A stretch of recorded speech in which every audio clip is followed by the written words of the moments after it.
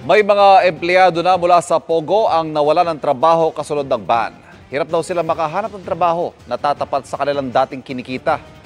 Ang tugon ng DOLE sa pagtutok ni Oscar Oida. Nagkukumahog ngayon ang 31 anyos na si Princess sa paghahanap ng mapagtatrabahuhan.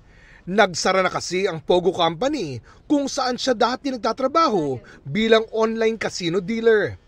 Isa lang si Princess sa tinatayang 27,000 Pogo employee na nawalan ng trabaho. Dahil epektibo nitong linggo, December 15, binawi na ang mga lisensya ng mga natitirang Philippine Offshore Gaming Operators o Pogo. Masama raw ang loob ni Princess na nadamay maging ang mga nagtatrabaho sa mga legal na Pogo. Paano naman kami mga nagbabayad ng tax?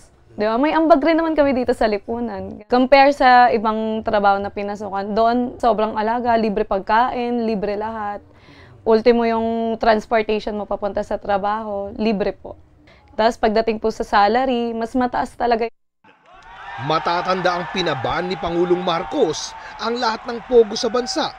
Matapos madiskubring may mga Pogo hub na sangkot sa ilegal na gawain tulad ng scamming, money laundering, prostitusyon, human trafficking, kidnapping, pati umano, torture at pagpatay. Kasunod ng pagsasara ng mga Pogo, ang Department of Labor and Employment o DOLE, sunod-sunod ang mga job fairs na ginawa bilang tulong sa mga nawalan ng trabaho. Pero kakaunti raw ang nag-a-apply. Gusto nilang maghanap ng trabaho na similar dun sa kanilang ginagawa na magbibigay ng kaparehas o mas higit na mataas na benepisyo. Karamihan po ng mga job vacancies na ino-offer sa mga job fair, karamihan po sa kanila ay entry-level position.